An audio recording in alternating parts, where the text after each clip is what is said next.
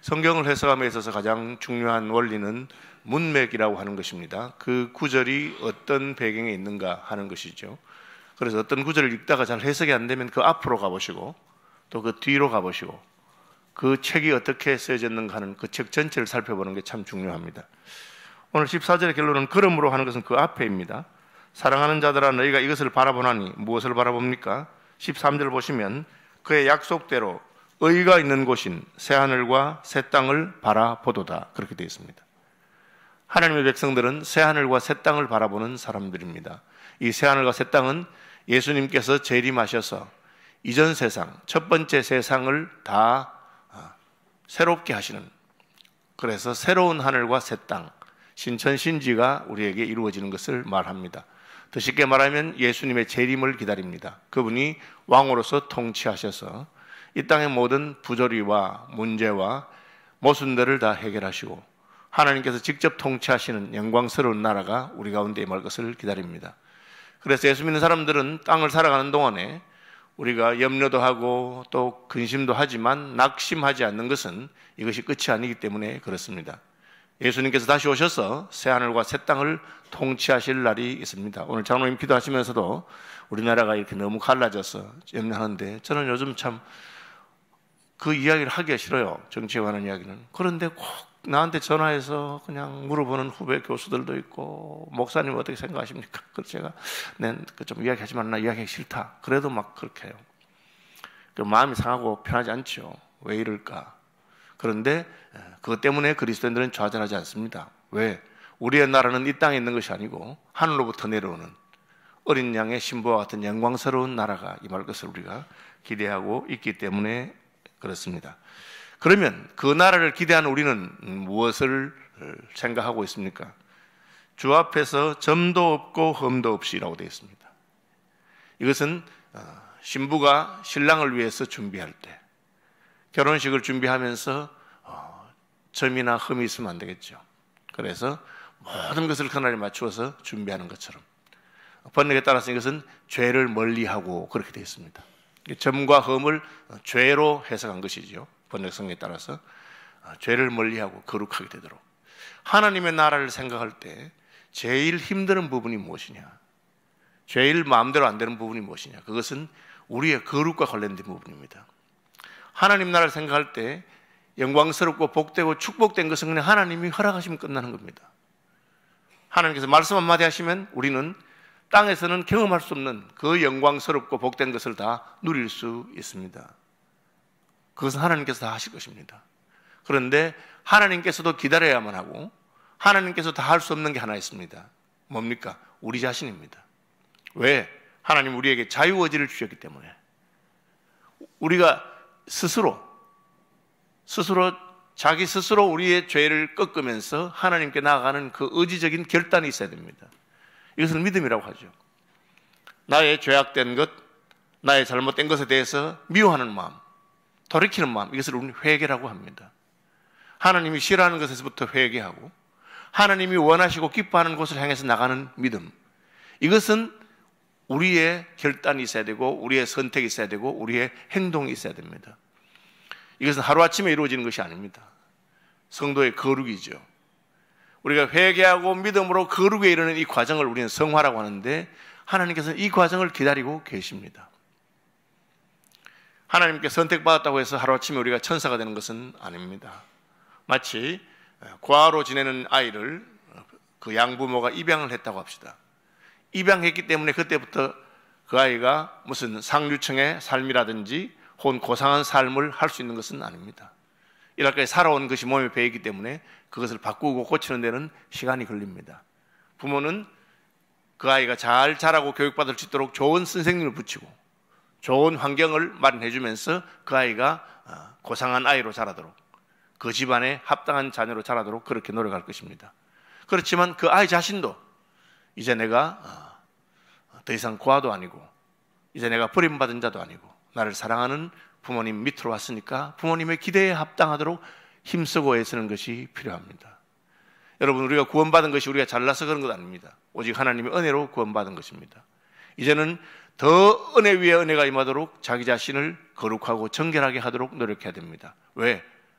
그것이 우리의 정체성이 되었기 때문에, 오늘 본문에 따르자면 우리가 그 날을 기다리기 때문에, 주님께서 다시 오실 그 날을 기다리기 때문에, 그렇게 많은 은혜를 받고도 주님 앞에 섰을 때에 처음 은혜 받던 모습 그대로 있다면 얼마나 부끄럽겠습니까?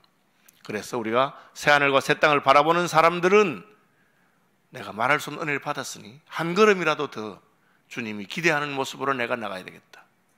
한 걸음이라도 더 주님 기뻐하는 모습으로 내가 변화되어야 되겠다. 이게 거룩한 소원이죠. 하나님께서는 우리에게 이러한 거룩한 소원을 주시고 그것을 위해서 힘쓰게 하시고, 우리가 부족하기 때문에 성령을 보내주셔서 그분의 도움을 힘입어서 보혜사와 함께 그 걸음을 갈 수 있도록 하시는 것입니다. 그러므로 사랑하는 자들아, 너희가 이것을 바라보나니, 주님의 재림과 새하늘과 새 땅을 바라보나니 주 앞에서 점도 없고 흠도 없이, 제가 아까 말한 것처럼 번역성에 따라서는 죄를 멀리하고, 그렇게 의역한 곳도 있습니다. 평강 가운데서 나타나기를 힘쓰라. 이 말씀은 두 가지로 크게 해석이 됩니다. 주석만이 아니고 번역 자체가 두 가지로 다릅니다. 평강 가운데 나타나 힘쓰란 말은 죄를 멀리하여 하나님과 평안하라, 하나님과 평화하라. 우리 죄가 있으면 하나님 앞에 설 때 마음이 불안하고, 하나님은 또 죄를 싫어하시기 때문에, 그래서 하나는 거룩함으로 하나님과 더 가까이 지내라, 그렇게 해석하기도 하고, 나누어서 또 다른 해석은 거룩하게 살며 형제와 평화하라, 그렇게. 이런 전혀 좀 다른 해석이 가능하나, 그러나 결론은 같은 것입니다. 하나님을 사랑하고 형제와 평화하라 하는 것이나, 죄를 멀리하여 하나님과 평화하라. 우리말에도 쓰기에 따라서는 애매하게 두 가지 해석이 가능한 것입니다. 이를테면 하나님 사랑, 그렇게 하면 그게 하나님이 나를 사랑하는 사랑인지 내가 하나님을 사랑하는 사랑인지 두 가지 다 가능하죠. 그래서 이 구절의 헬라어를 번역하는 분들, 어떤 분들은 죄를 멀리하여 하나님과 평화하라, 또 다른 분들은 죄를 멀리하고 형제와 평화하라, 그렇게 말하고 있습니다. 약간 다른 해석이지만 적용은 별 차이가 없습니다. 우리가 죄를 멀리하고 거룩하게 살면서 형제와 서로 평화하라. 우리가 거룩해질수록 형제를 더 사랑하게 되는 것이 자연스러운 것입니다. 만약에 거룩해지면서 형제를 더 미워하게 된다면 그것을 우리는 바리새인들이 하고 있는 외식이라고 합니다. 우리가 죄를 멀리하고 거룩해질수록 형제를 더 사랑하게 되고, 죄 지은 형제를 할수록 불쌍히 여기게 되고, 왜? 나도 저런 죄인이었다가 지금 깨닫고 돌이키는 과정에 있기 때문에 그렇습니다. 또 우리 주의 오래 참으심이 구원이 될 줄로 여기라. 이것도 똑같습니다. 우리 주의 오래 참으심이 구원이 된다는 말이 뭐냐? 우리가 거룩해지는 데 시간이 걸리기 때문에 하나님께서 기다려 주신다, 그렇게 해석하는 분들이 있고, 또 다른 분들은 우리가 복음을 전할 수 있도록, 하나님이 택한 백성이 구원받을 수 있도록 하나님이 기다려 주신다, 그렇게 해석하고 있습니다. 어쨌든 하나님께서는 택함받은 모든 백성들이 구원받고 거룩함에 이르도록 기다리시는 것입니다. 구약 성경에서 우리는 소돔성과 고모라성을 멸망시키려고 하나님이 작정하셨음에도 불구하고 아브라함에게 와서 내 친구 아브라함에게 내가 무엇을 숨겼느냐, 내가 지금 심판하러 간다고 말합니다. 왜 그 말 합니까? 아브라함이 말려주기를 기다리신 겁니다. 아브라함은 하나님과 마음이 통하는 사람이었기 때문에 그 말을 듣자 말자 소돔에 있는 롯과 그의 가족들이 생각이 났고, 의인을 악인과 함께 멸망시킨 것이 어떻게 옳겠습니까? 롯의 가족과 종들이 많으니까 그 중에 50명이라도 어려운 사람이 있다면 하나님 심판을 연기하시는 것이 어떻겠습니까? 그러니까 하나님이 그래, 소돔 고모라 성에 의인 50명이 있다면 내가 심판을 연기하겠다. 아브라함이 또 말합니다. 5명이 모자라서 45명이면 어떻게 하시겠습니까? 내가 5명 모자란다고 해서 심판하지는 않겠다. 40명이면 어떻게 하겠습니까? 30명이면 어떻게 하겠습니까? 20명이면 어떻게 하겠습니까? 마지막에는 한 번만 더 제가 말씀드리겠습니다. 10명이 있으면 어떻게 하겠습니까? 하나님께서 10명이 있어도 내가 심판을 연기하겠다. 아브라함이 더 말하지 못하고 보냈는데 놀랍게도 소돔 고모라 성에는 의인 10명이 없었습니다. 없었으니까 완전히 멸망시키시느냐? 하나님께서는 롯을 그 소돔 고모라 성의 죄악 가운데 어려운 심령을 상했던 롯을 구원하기 위해서 롯의 집에 찾아가셨어요. 그리고 롯과 그의 두 딸을 구원하셨습니다. 3명만 남은 거죠. 하나님께서는 악한 자들이 심판을 받아서 멸망하는 것을 기뻐하시는 분이 아닙니다. 하나님께서는 죄인이 회개하고 돌아오기를 기뻐하십니다. 그래서 하나님이 기다리고 계시는 것이죠. 세상에 이런 부조리가 있는데, 저런 나쁜 놈들이 있는데 왜 하나님이 하늘에서 벼락을 내리시고 바로 심판하지 않는가? 그렇게. 여러분, 그런 마음이 들 때 아직 우리는 주님의 마음에 가깝지 못한 사람들입니다. 저는 목회자니까 목회자 세계에서 젊은 시절에 목회를 했는데 너무 목사님을 괴롭히는 사람이 있어요. 그러니까 견딜 수가 없어요. 그래서 목사가 그러면 안 되는데 하나님 저거 좀 손 좀 안 봐주십니까? 어떻게 저럴 수가 있느냐고 그렇게 기도했는데 막상 그 집안이 그 기도 때문인지 모르겠지만 완전히 쫄딱 망하고 그렇게 되니까 마음이 하나도 안 기쁘고 너무 고통스럽고 내가 기도를 잘못해서 저런 일이 있었나 그런 것을 깨닫게 됩니다. 여러분, 주님의 마음은 악한 자라고 해도 벌 받는 것을 기뻐하시는 것이 아니고 구원하는 것을 기뻐하십니다. 그래서 어떻게 하십니까? 오래 참으십니다. 세상의 부조리를 보고 하나님 계시다면 어떻게 이런 일이 있을 수 있느냐 그렇게 함부로 말하지 마시고 하나님께서는 그들도 회개하여 돌이키기를 기다리시는구나. 그래서 오래 참으시는 겁니다. 더 감사한 것은 그 오래 참으심이 내게도 적용된다는 것입니다. 내가 잘못할 때마다 하나님이 손을 댔다면 어떻게 하겠습니까? 저는 이 말씀 묵상하면서 나를 돌아보니까 벌써 쫓겨났을 것입니다. 목사로 있을 수가 없을 것입니다. 그러나 그래도 하나님은 오래 참으시면서 기다리고 세월이 가면서 조금씩 거룩해져서 은퇴할 때쯤 되면 목사님들이 이제 내가 목회가 뭔지 좀 알겠다. 이제 사람을 보고 하는 것이 아니고 그야말로 하나님께서 기뻐하시는 것이 무엇인지 하게 되는 겁니다. 젊은 날에는 설교를 해도 교인들이 어떻게 생각할까? 이 설교가 뭐 좋을까? 그런 생각을 하게 됩니다. 그러나 세월이 갈수록 어떻게 가르쳐야 이 교인들이 하나님께 더 가까이 가게 될까? 그렇게 합니다. 또 주의 오래 참으심이 구원이 될 줄로 여기라. 우리가 사랑하는 형제 바울도 그 받은 지혜대로 너에게 쓰고. 특이하죠? 베드로가 사도잖아요. 주님 직접 기르신 분인데 어떻게 생각하면 베드로, 바울은 새로 이렇게 하나님 불러가지고 물론 사도고 열심히 하지만 약간 경쟁 관계에 있을 수도 있고 라이벌을 시켜도 있고 그런데 베드로는 전혀 그렇게 하지 않습니다. 뭐라 합니까? 우리가 사랑하는 형제 바울이라고 그랬어요. 왜? 그가 열심히 복음을 전하기 때문에. 자주 만납니까? 자주 만나지도 못합니다. 그러나 하나님의 일에 열심히 하는 사람이 사랑스러운 것입니다. 아침에 우리 교사들이 나와서 중등부 교사들이 나와서 찬양하니까 여러분 사랑스럽죠. 참 요즘 청소년들 얼마나 골치 아픕니까? 특별히 중학교 2학년들은 무슨 외계인이라고 한다는데 그 애들을 위해서 수고하고 애쓰는구나. 아주 사랑스러운 마음이 나는 겁니다. 한 주님을 섬기고 한 하나님을 향해서 나가기 때문에 베드로는 바울에 대해서 그렇게 말했습니다. 사랑하는 형제 바울도 그 받은 지혜대로 너희에게 이같이 썼고, 그 무슨 학문이나 랍비로서 훈련받은 것이라 말하지 않습니다. 주께 받은 지혜대로. 그 말은 나도 무식한 어부였지만 하나님께 받은 지혜대로 너에게 쓰고 그도 지혜대로 씁니다. 이는 다 한 스승이 주신 바라고 성경은 말하고 있습니다. 지혜자의 말은 찌르는 채찍과 같고 그것은 한 스승이 주신 바이기 때문에. 우리 교회도 목사님들이 얼마나 많습니까? 여러 목사님이 다 설교하셔도 다 한 스승이신 성령께서 주신 대로 그렇게 우리가 전하는 것입니다. 그 다음에 또 그의 모든 편지에도 이런 일에 관하여 말하였어요. 내가 말한 것 똑같다.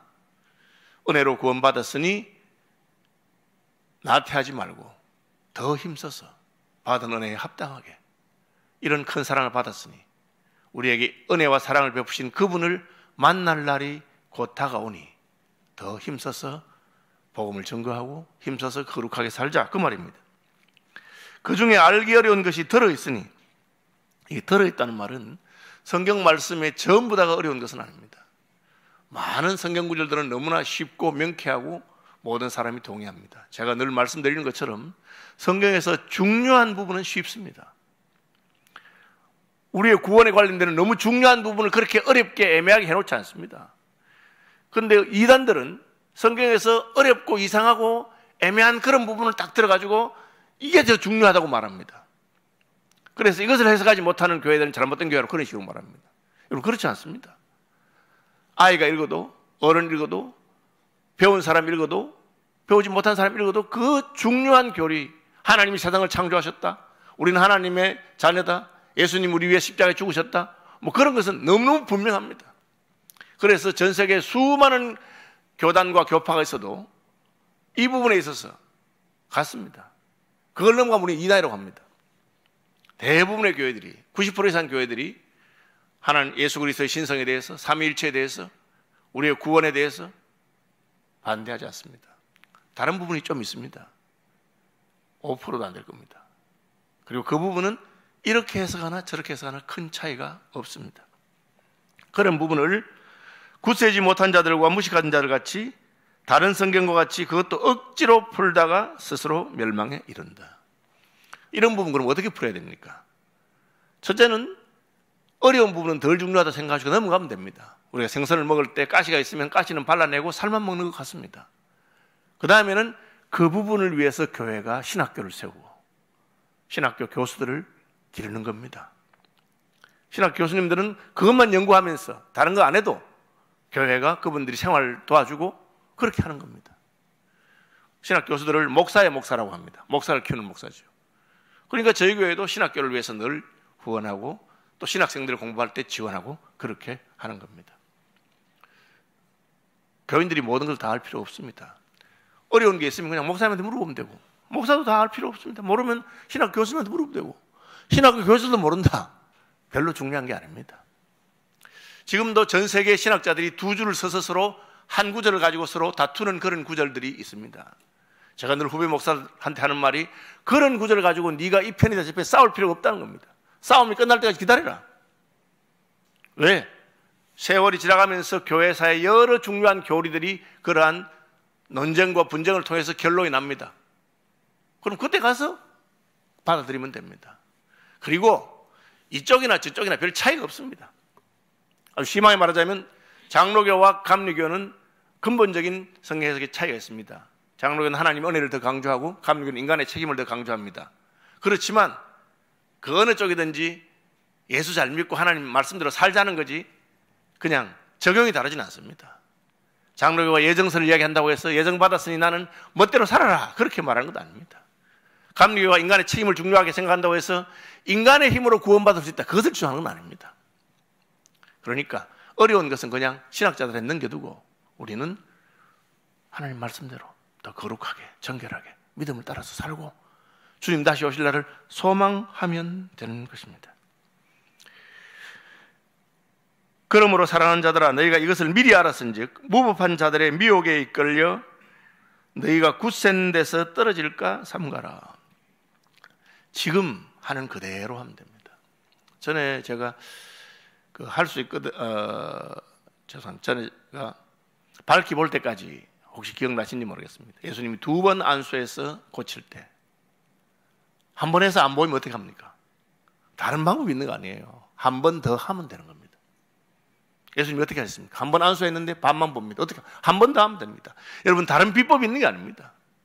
우리가 지금 하고 있는 것 예배에 더욱 힘쓰고 기도에 힘쓰고 말씀 공부 더 열심히 하고 전도 열심히 하고 그냥 그걸 내가 이미 받은 은혜 이미 알고 있는 것을 더 힘써서 하는 것입니다. 무슨 특별한 비밀이 있고 무슨 성경 해석하는 특별한 무슨 선생이 있다. 거의 다 수상한 겁니다. 왜? 저희를 가르쳤던 선생님들이 평생을 자기 전공의 신학 구절을 가지고 평생을 연구하시고 하신 말씀이 내가 30년 40년 연구해도 우리 믿음의 선배들이 발견한 것 말고 새로운 거 하나를 발견하기 쉽지 않습니다. 여러분 우리가 다 그 2000년 동안 교회가 해온 그 전통 안에 있는 겁니다. 그 성경 해석 안에 있는 겁니다. 칼빈이 언제 사람입니까? 지금부터 500년 600년 전 사람 아닙니까? 그래도 그 칼빈의 해석을 넘어서는 새로운 것을 발견하기 쉽지 않습니다. 다 한 하나님께서 주신 것이기 때문에 그렇습니다. 그래서 무법한 자들의 미혹에 끌리지 말아라. 그냥 오직 우리 주 곧 구주 예수 그리스도의 은혜와 그를 아는 지식에서 따라합시다. 자라가라. 예, 그냥 자라면 됩니다. 자라는데 뭐가 제일 중요합니까? 잘 먹고 잘 자고 평소에 하는 일상이 중요한 거예요. 그렇죠? 한의사들한테 물어보면 보약보다는 밥이 보약이라고. 평소에 음식 잘 먹으면 보약이 필요 없는 거예요. 그죠? 몸이 약하고 안 되니까 보약이 필요한 거예요. 평소에 하는 게 중요합니다. 주일 성수하고 기도 생활 열심히 하고 평소에 하는 대로 그걸 열심히 해서 자라가는 것입니다. 세월이 지나면 그래도 하나님이 내가 예수 믿고 이만큼 자라게 하셨구나. 그렇게 합니다. 무슨 새롭고 신기한 거 쫓아다니고 목회자들도 그런 분이 혹 있어요. 그냥 신학교에서 배운 대로 그렇게 하면 되는데 여기 갔다 저기 갔다가 이거 됐다가 저거 됐다가 결국은 교회는 흔들리고 문제는 많고 남는 건 없고 그렇습니다. 영광이 이제와 영원한 날까지 그에게 있을지어다. 우리 주님이 영광스러운 분이십니다. 베드로는 변화산에서 그 영광을 보았습니다. 그러나 그것은 끝이 아니고 시작이고 주님 다시 오실 때는 더 영광스럽고 해와 같이 빛나는 그분을 보게 될 것이고 그 영광이 저와 여러분도 참여하는 영광이 될 줄로 믿습니다.